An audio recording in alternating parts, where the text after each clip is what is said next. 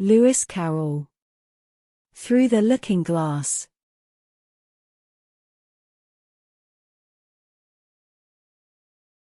She was up on the chimney-piece while she said this, though she hardly knew how she had got there.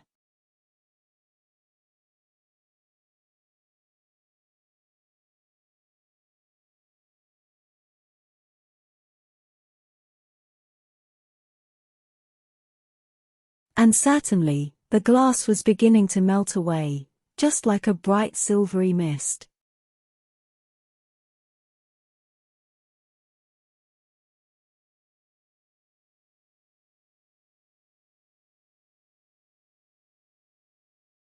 In another moment, Alice was through the glass, and had jumped lightly down into the looking-glass room.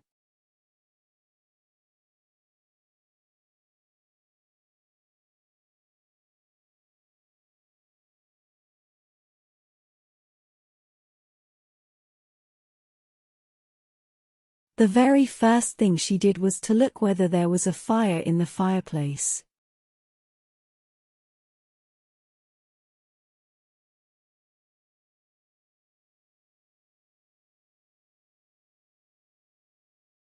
And she was quite pleased to find that there was a real one, blazing away as brightly as the one she had left behind.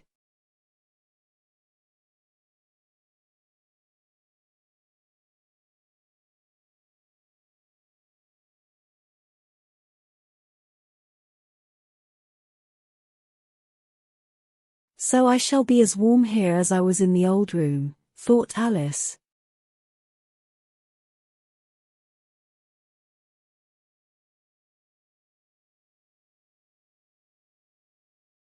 It will be warmer, in fact, because there will be no one here to scold me away from the fire.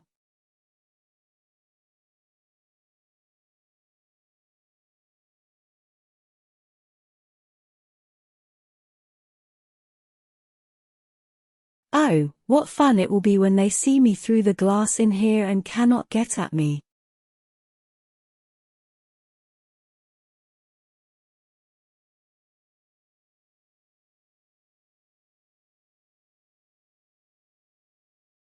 Then she began looking about and noticed that what could be seen from the old room was quite common and uninteresting.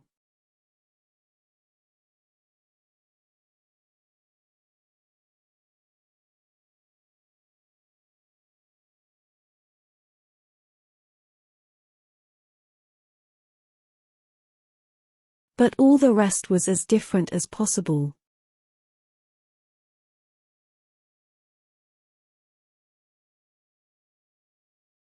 For instance, the pictures on the wall next to the fire seemed to be all alive.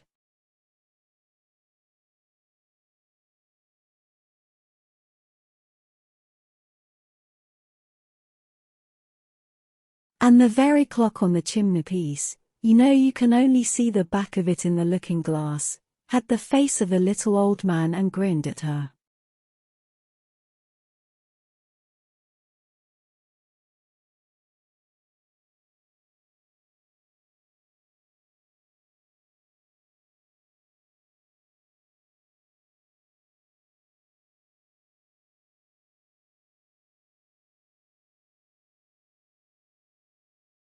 They do not keep this room as tidy as the other, Alice thought to herself.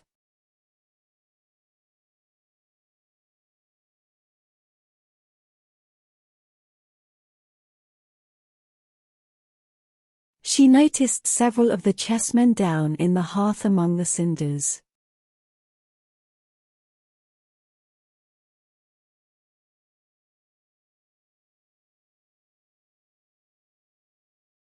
But in another moment, with a little "oh" of surprise, she was down on her hands and knees watching them.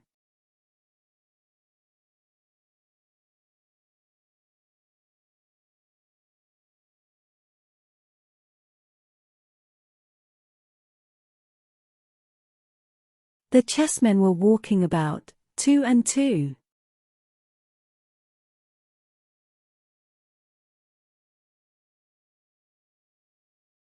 "Here are the Red King and the Red Queen," Alice said, in a whisper, for fear of frightening them.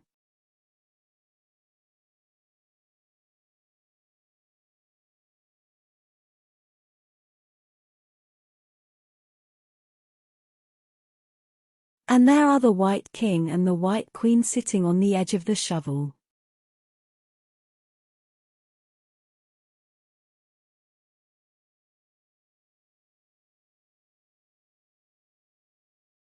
And here are two castles walking arm in arm. I do not think they can hear me, she went on, as she put her head closer down.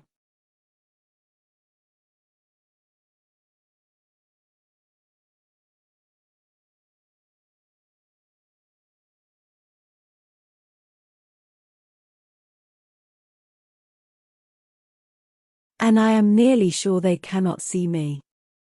I feel somehow as if I were invisible.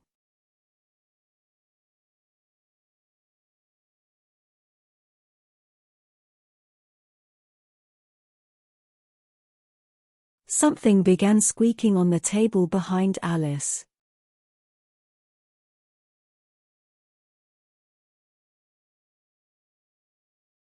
She turned her head just in time to see one of the white pawns roll over and begin kicking.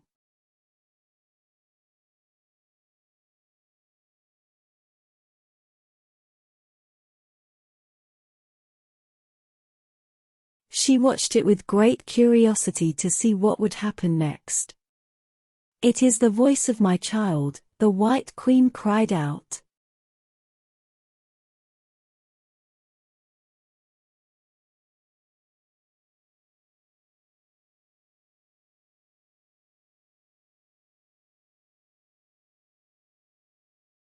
As she rushed past the king, she knocked him over among the cinders so violently.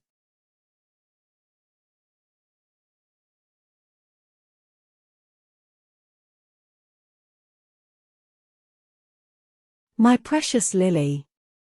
My imperial kitten!" She began scrambling wildly up the side of the fender.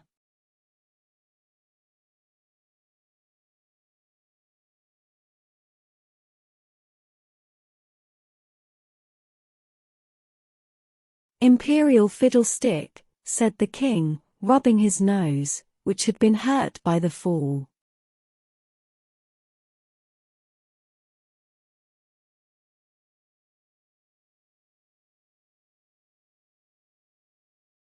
He had a right to be a little annoyed with the queen, for he was covered with ashes from head to foot.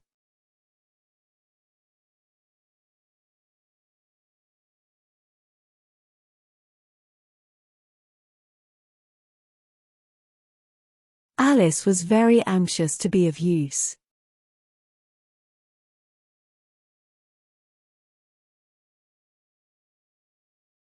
As the poor little Lily was nearly screaming herself into a fit.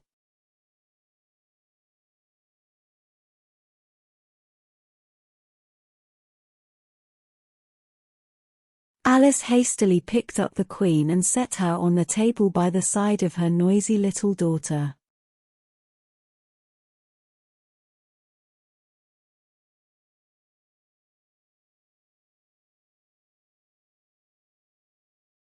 The queen gasped and sat down.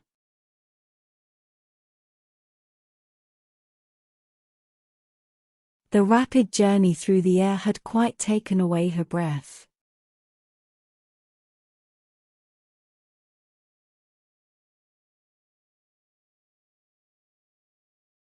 For a minute or two, she could do nothing but hug the little Lily in silence.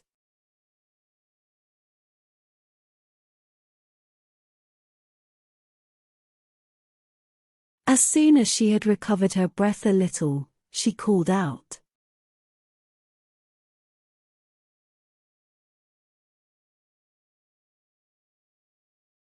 The White King, who was sitting sulkily among the ashes, was warned, "Mind the volcano."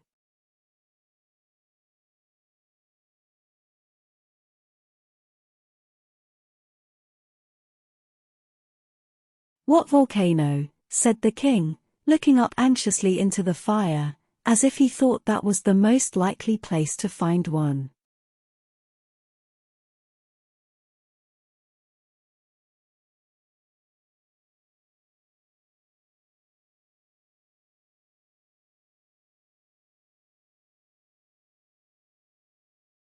Blew me up, panted the Queen, who was still a little out of breath.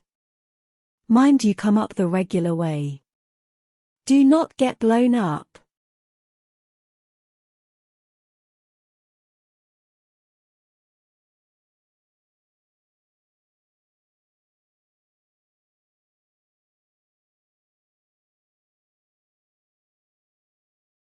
Alice watched the White King as he slowly struggled up from bar to bar.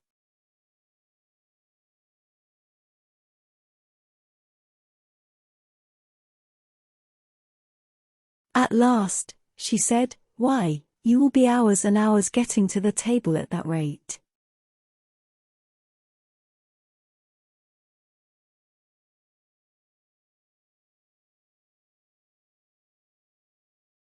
I had better help you, had I not?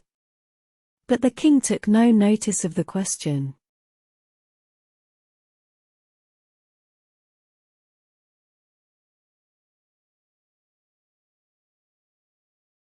It was quite clear that he could neither hear her nor see her.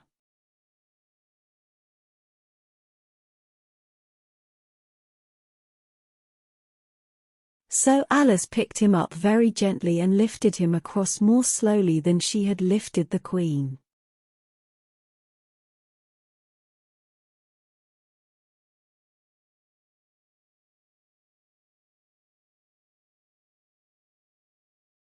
She did this so that she might not take his breath away.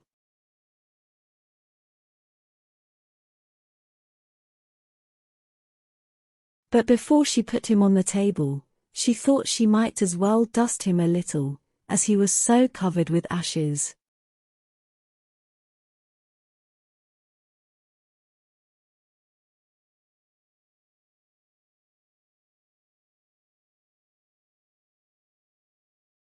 She said afterwards that she had never seen in all her life such a face as the king made.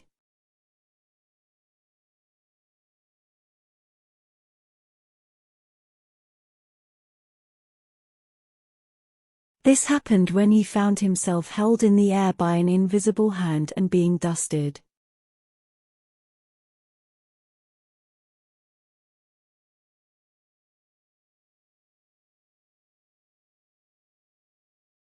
He was far too much astonished to cry out, but his eyes and his mouth went on getting larger and larger, and rounder and rounder.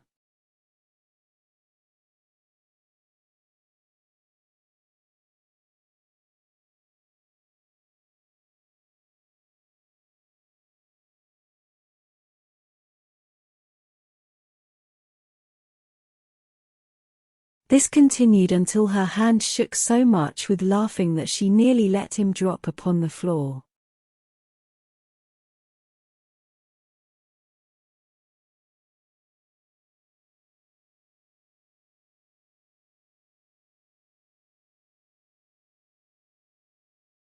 "Oh! Please do not make such faces, my dear," she cried out, quite forgetting that the king could not hear her.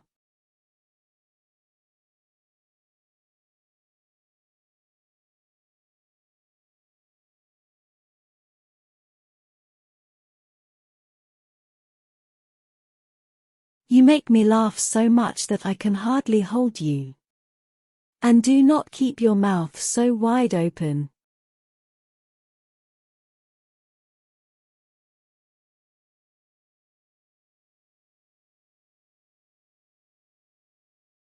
"All the ashes will get into it."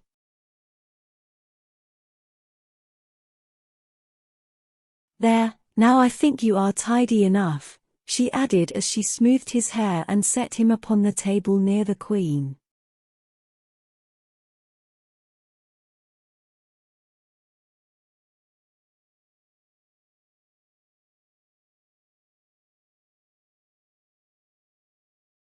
Friends, please subscribe to the channel.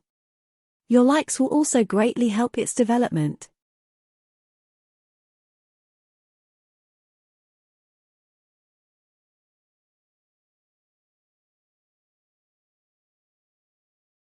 To be continued.